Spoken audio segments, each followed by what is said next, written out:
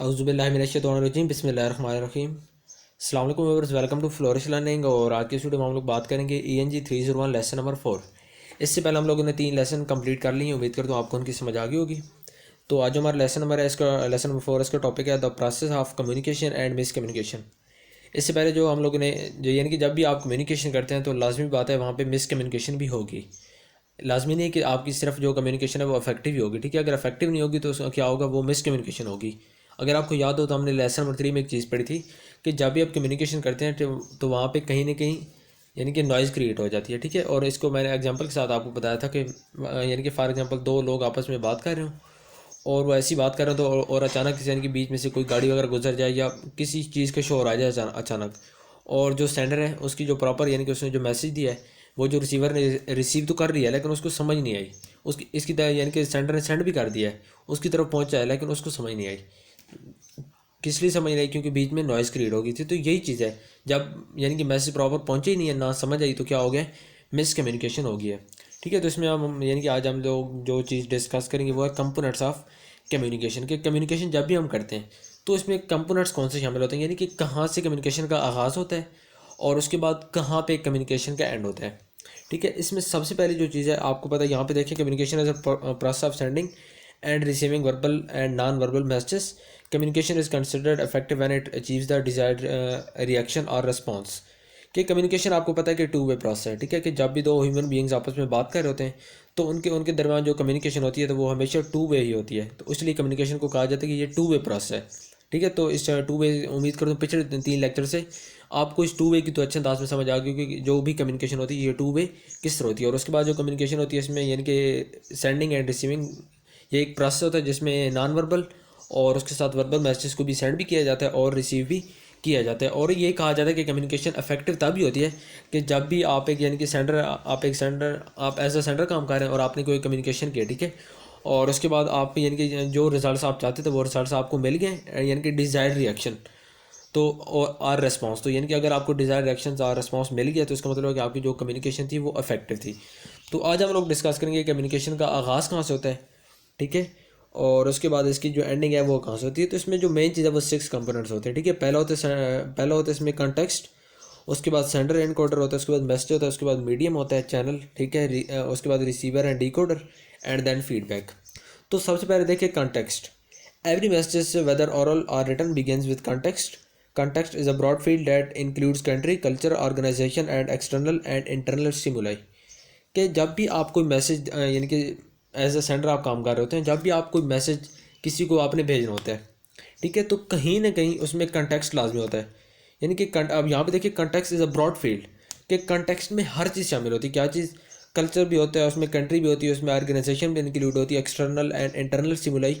अब यहाँ पे देखें एक्सटर्नल या इंटरनल स्टिमुलाई क्या होता है, कि जब भी आपने मैसेज सेंड करना होता है, ठीक है, तो कोई बंदा अगर आपको क्या है क्या यानी कि आपके माइंड में ये आ रहा है कि यार ये चीज़ मैंने सेल करनी है, ठीक है। अब किसी ने आपको कहा नहीं है कि आप यार ये चीज़ सेल करो, लेकिन आपने क्या है अपने तौर पे आप यानी कि आप माइंड बना रहे हैं कि ये चीज़ मैंने सेल करनी है। उसके बाद इसी तरह यानी कि किसी भी जो मुख्तलिफ ऑर्गेनाइजेशन है वहाँ पे यानी कि किसी भी जॉब की वैकेंसी नहीं आई है, किसी भी न्यूज़पेपर में वैकेंसी वगैरह नहीं है, लेकिन आप अपने से अप्लाई कर रहे हैं, उनको CV आप भेज रहे हैं पहले से ही, उन्होंने आपको नहीं कहा।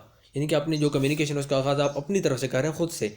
तो इसको कहते हैं इंटरनल स्टिमुलाई, ठीक है। और जो एक्सटर्नल स्टिमुलाई होती है तो उसमें यानी कि किसी कैडर के ऊपर, कि किसी ने आपको कोई कहीं कहा है कि यार ये चीज़ हमें सेंड करो, तो उसके बाद जो आप कम्युनिकेशन करेंगे तो वो होती है एक्सटर्नल स्टिमुलाई, ठीक है। तो इसमें आपकी बहुत सी चीज़ यानी कि शामिल होती है। जब भी आप किसी से कम्युनिकेशन करते हैं, आपका एटीट्यूड, आपके ओपिनियंस, जो आपकी इमोशंस, उसके बाद आपका पास्ट एक्सपीरियंस, इस तरह आपके likes dislike, education, job status, confidence in your communication skills.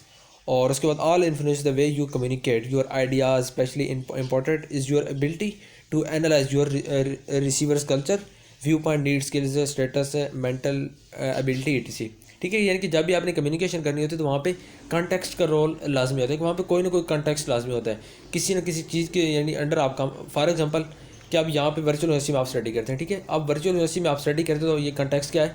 Context है वर्चुअल यूनिवर्सिटी, कि वर्चुअल यूनिवर्सिटी के अंडर आप स्टडी कर रहे हैं, ठीक है। वर्चुअल यूनिवर्सिटी का कॉन्टेक्स्ट क्या है कि वो पाकिस्तान कंट्री है, पाकिस्तान एक कंट्री है, तो पाकिस्तान के अंदर वर्चुअल यूनिवर्सिटी काम कर रही है, तो पाकिस्तान एक कंट्री है, तो इस तरह वर्चुअल यूनिवर्सिटी जो है वो यानी कि पाकिस्तान जो कंट्री है वो कॉन्टेक्स्ट है, इस तरह वर्चुअल यूनिवर्सिटी उसके अंडर काम करे। इस तरह आप लोग स्टडी कर रहे हैं तो स्टडी हम लोग कर रहे हैं किस चीज़ के अंडर? वर्चुअल यूनिवर्सिटी के अंडर तो वर्चुअल यूनिवर्सिटी जो है वो है कॉन्टेक्स्ट। उसके बाद है सेंडर एंड एनकोडर। ठीक है, तो सेंडर एंड एनकोडर कि जब भी आप मैसेज सेंड करते हैं, ठीक है, चाहे वो रिटर्न हो ओरल हो, तो वो आप यानी कि कोई भी मैसेज आप किसी को सेंड करेंगे, कम्युनिकेशन का आगाज़ करेंगे अपनी तरफ से, तो आपको कहा जाता है सेंडर या इनकोडर। इसी तरह यानी कि अगर आपने कोई चीज़ रिटर्न है तो आपको कहा जाएगा राइटर, यानी कि आपने अगर रिटर्न कम्युनिकेशन की तो आप राइटर हैं, और जो रिसीव करने वाला होगा वो होगा रीडर। ठीक है, और इस तरह अगर आपने ओरल कम्युनिकेशन की है तो आप जो भी मैसेज डिलीवर करेंगे, ठीक है, तो वो होगा यानी कि आप होंगे सेंडर। और इसमें सबसे पहले जो चीज़ यानी कि आप चुनते हैं कि उसमें आप यानी कि सिंबल्स चुनते हैं कि किन सिंबल्स को आपने यूज़ करना है, कि आपने रिटर्न कम्युनिकेशन करनी है या फिर आपने ओरल करनी है। उसके बाद देखें यहाँ पे सेकंड लाइन में देखें, you choose symbols word graphics pictures that express your message so that the receiver will understand react as you desire. किसमें आप यानी कि सिंबल इस तरह के चुनते हैं कि आपका जो आप यानी कि मैसेज है वो प्रॉपरली अगले बंदे तक पहुंच जाए। ठीक है, इसमें यानी कि आपकी जो मेन कोशिश होती है वो यही होती है कि हमारा जो मैसेज है वो अगले बंदे तक पहुंच जाए। और इसमें जो नेक्स्ट यानी कि चीज़ है, इसके बाद यहाँ पे देखें फोर्थ लाइन में कि बिल्कुल एंड पे देखें, message channel will be the most effective among the oral. कि यानी कि आप जब भी कोई मैसेज करेंगे तो इसमें जो मेन चीज़ होती है वो मैसेज का चैनल होता है। ठीक है, मैसेज भी होता है और उसके बाद जो चैनल होता है कि आपका मैसेज क्या है वो, और उसके बाद जो मैसेज का चैनल है यानी कि आप अपना मैसेज डिलीवर किस तरह करेंगे, कौन सा चैनल कौन सा मीडियम यूज़ करेंगे। तो इस चीज़ यानी कि ये चीज़ भी सेंडर या इनकोडर में इंतहाई अहमियत की हामिल होती है। उसके बाद देखिए मैसेज, तो जब भी आपको मैसेज यानी कि किसी को लिखते हैं, चाहे वो ओरल है चाहे वो रिटन है, ठीक है, तो उसमें लाजमी बात है कि उस मैसेज के लिखने की वजह या उस मैसेज को सुनाने की कोई ना कोई वजह तो लाजमी होगी। उसको कहा जाता है कोर।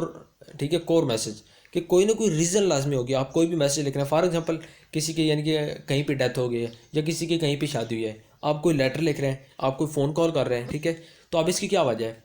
अब यानी कि किसी की डेथ हुई तो आप उसको उसकी यानी कि इज़हार ताज़ियत के लिए आप उसको जो लेटर वगैरह या कुछ भी आप कर रहे हैं, तो जो मेन रीज़न है कि वो उसकी डेथ हुई है और आपका यानी कि उसको आप उसके गम में शरीक होना चाह रहे हैं, ये मेन रीज़न है। इसी तरह आपने कोई चीज़ यानी कि बाय की है, ठीक है, और आपने उनको कहा कि यार ये चीज़ हमें भेज दो, उन्होंने आपको भेज दिया है, लेकिन वो चीज़ प्रॉपर नहीं आई यानी कि जिस तरह आप चाहते थे, आपने दोबारा उनको मैसेज किया है कि यार ये चीज़ आपने सही नहीं भेजी। तो अब ये क्या कर रहे हैं कि इस मैसेज के जो कोर मैसेज है वो क्या है, कंप्लेन है, कि आप कंप्लेन करना चाह रहे हैं। ठीक है, तो इसलिए यानी कि कोई भी आप मैसेज लिखते हैं तो यहाँ पे जो मैसेज है इसका ये मतलब है कि जब भी आपको मैसेज लिखते हैं विश टू कम्युनिकेट, तो उसमें ये वर्बल भी होता है, नॉन वर्बल भी होता है। और उसके बाद इसमें जो कोर यानी कि रीज़न होती है, इसमें मेन चीज़ होती है वो रीज़न, कि इसमें आप कोई जो मैसेज लिख रहे हैं या आप मैसेज यानी कि उसको टेलीफोन कॉल या ओरल यानी कि कम्युनिकेट कर रहे हैं, तो मैसेज आपको यानी कि लिखने की वजह क्या है, मेन रीज़न क्या है। ठीक है, उसके बाद देखें नेक्स्ट चीज़ आ जाती है मीडियम, कि मैसेज भी आपने सोच लिया कि मैसेज जो वजह है वो भी आपको पता चल गई है। अब यहाँ पे क्वेश्चन ये पैदा हो गया है कि ये जो मैसेज है ये हमने सेंड कैसे करना है, कि अगले बंदे तक पहुंचाना कैसे है। रीज़न भी पता चल चुकी है, सेंडर इनकोडर भी आपको पता है कि मैं खुद हूँ, आपको अपने बिल्डिंग्स का आइडिया है कि एजुकेशन लाइक डिसलाइक हर चीज़ का आइडिया हो गया है। उसके बाद सेकंड चीज़ सेंडर एनकोडर भी आपको पता चल गया, ठीक है, कि मैंने यानी कि क्यों लिखना है। और उसके बाद आपकी जो डिज़ायर है कि मैं रीडर से कौन सा रिस्पॉन्स चाहता हूँ वो चीज़ आपको पता चल गई है। उसके बाद थर्ड चीज़ है मैसेज का रीज़न भी पता चल गया कि मैं मैसेज क्यों लिख रहा हूँ। अब फोर्थ चीज़ आ जाती है कि मैसेज मैं लिखूँगा तो कैसे लिखूँगा। ठीक है, अब कई यानी कि लोग होते हैं उनके माइंड में यही चीज़ होती है कि यार उनको ये तो पता होता है कि मैंने क्या लिखना है, लेकिन ये नहीं पता होता कि मैंने कैसे लिखना है। यानी कि जब वो बात कर रहे होते हैं उनको पता होता है कि मैंने ये बात करनी है, लेकिन उनके जो वर्ड्स होते हैं वर्ड सिलेक्शन उनकी गलत होती है, जिस तरह से उनका जो मैसेज होता है वो यानी कि प्रॉपर्ली कम्युनिकेट नहीं हो पाता और अगला बंदा ना ही समझ पाता है ना ही अगर यानी कि लिख रहा है तो जो पढ़ने वाला होता है उसको मुश्किलात होती है। अगर वो कोई ओरल कम्युनिकेशन कर रहा है तो जो सुनने वाला होगा उसको मुश्किलात होंगी। ठीक है, तो इसलिए जो मीडियम एंड चैनल, ठीक है, मीडियम या चैनल, इसका रोल बहुत इंपॉर्टेंट होता है। इसमें अब देखें, it means the way to be use to send your message. Simple is that, पहली लाइन में क्लियर हो गया कि इसमें इसका यह मतलब है कि जिस वे में आपने अपना मैसेज डिलीवर करना होगा, ठीक है, यानी कि वो वे कौन सा हो।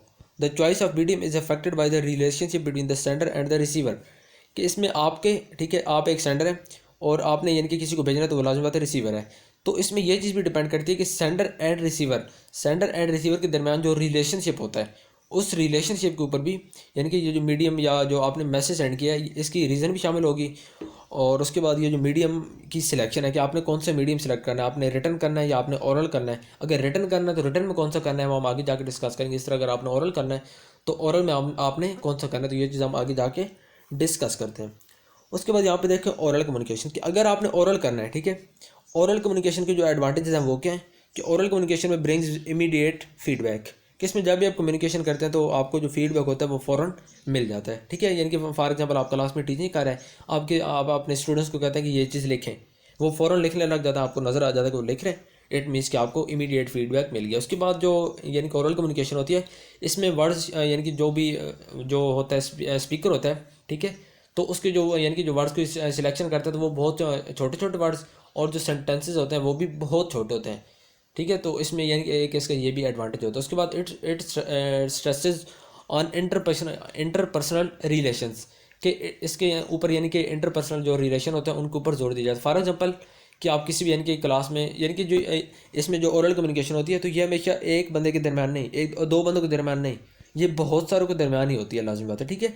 तो उसमें फिर इसमें इंटरपर्सनल जो रिलेशनशिप होते हैं उसमें उसके ऊपर जोर दिया जाता है। उसके बाद this medium needs less technical details, तो इसके अंदर जो यानी कि बात की जाती है वो सिंपल वर्ड्स में की जाती है, ना कि इसमें अंदर कोई टेक्निकल टर्म्स को यूज़ नहीं किया जाता। Its sentence structures are simple, कि इसमें जो सेंटेंस का स्ट्रक्चर होता है वो सिंपल होता है। सेंटेंस मोस्टली जो ओरल कम्युनिकेशन होती है इसमें इम्पेरेटिव, और उसके बाद इंटरोगेटिव, ठीक है, और उसके बाद एक्सक्लेमेटरी सेंटेंस इसमें होते हैं। उसके बाद रिटन कम्युनिकेशन, के written communication this medium is more formal with focus on contents, कि इसमें जो मेन चीज़ होती है, ठीक है, ये फॉर्मल होता है, उसके बाद ये कंटेंट्स के ऊपर फोकस करता है। उसके बाद it can convey any amount of technical information, कि इसमें टेक्निकल इन्फॉर्मेशन जितनी ज़्यादा हो आप यानी कि आराम से, बेशक बुक के जितने पेजेस हो जाए, आप अपनी जो यानी कि आप अपनी बात करना चाह रहे हैं आप इजीली अपनी बात कर लेंगे। लेकिन ओरल में क्या होता है, ओरल में आप छोटे छोटे बात करते हैं और आपकी जो बात होती है वो जल्दी ख़त्म हो जाती है और आप इजीली यानी कि डिस्कस भी कर लेते हैं। उसके बाद it is best for permanent record, कि जो रिटन कम्युनिकेशन होती है ये परमानेंट रिकॉर्ड इसमें किया जाए। परमानेंट रिकॉर्ड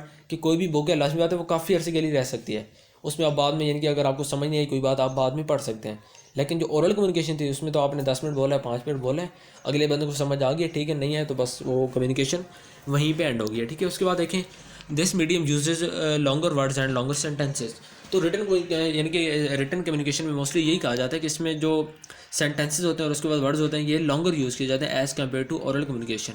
उसके बाद इट ब्रिंग्स डिलेड फीडबैक, तो इसमें जो फीडबैक होता है वो यानी कि लाजमी बात है लेट ही आता है। फॉर एग्जांपल कि आपने किसी को लेटर लिखना है, आप लेटर लिखेंगे, आप पोस्ट ऑफिस जाएंगे, उसके बाद पोस्ट ऑफिस वाले यानी कि सेंड करेंगे, 3-4 दिन बाद वहाँ पे पहुँचेगा, अगला बंदा उसको पढ़ेगा, पढ़ने के बाद आपको जवाब देगा, फिर पोस्ट ऑफिस में आएगा, फिर आपके घर में आ जाएगा, काफ़ी टाइम लग जाएगा।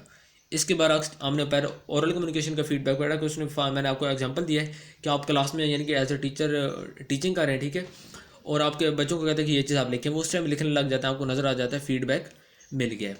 उसके बाद इंटरनल कम्युनिकेशन, यानी कि किसी भी ऑर्गेनाइजेशन के अंदर जब भी आपने कम्युनिकेशन करनी होती है तो कौन से जो यानी कि रिटन मीडिया होते हैं वो कौन से यूज़ आप कर सकते हैं, मेमोज, रिपोर्ट्स, उसके बाद bulletins, job description, posters and notes, उसके बाद एम्प्लॉय मैनुअल्स। तो इस तरह यानी कि ये सारी चीज़ें इंटरनल कम्युनिकेशन, किसी भी ऑर्गेनाइजेशन के अंदर आपने कम्युनिकेशन करनी हो और वो रिटन हो तो कौन सी मीडियम्स आप यूज़ कर सकते हैं, ये यहाँ पे मेंशन। उसके बाद ओरल कम्युनिकेशन, किसी भी ऑर्गेनाइजेशन के अंदर आपने ओरल कम्युनिकेशन करनी हो तो कौन सी मीडियम आप यूज़ करेंगे, यानी कि ऑडियो लाजमी बात है, प्रेजेंटेशन आप देंगे, उसके बाद telephone chats, tele conferences, video tapes, ठीक है। तो ये सारी चीज़ें oral communication within the organization आप कर सकते हो। उसके बाद एक्सटर्नल रिटन कम्युनिकेशन, के जब भी आपने कम्युनिकेशन करनी होती है एक्सटर्नल यानी कि किसी भी ऑर्गेनाइजेशन के बाहर, तो उस टाइम जो आप रिटन मीडियम यूज़ करते हैं वो कौन सा होता है कम्युनिकेशन के लिए, वो यहाँ पे मेंशन, इसको आपने देख लेना, यानी कि इसको एक्सप्लेन करने की कोई खास ज़रूरत नहीं है। उसके बाद यानी कि ओरली इट में भी कि अगर आपने ओरल कम्युनिकेशन करनी है आउटसाइड द ऑर्गेनाइजेशन तो उसके बाद जो यानी कि जो वहाँ पे मीडियम यूज़ होता है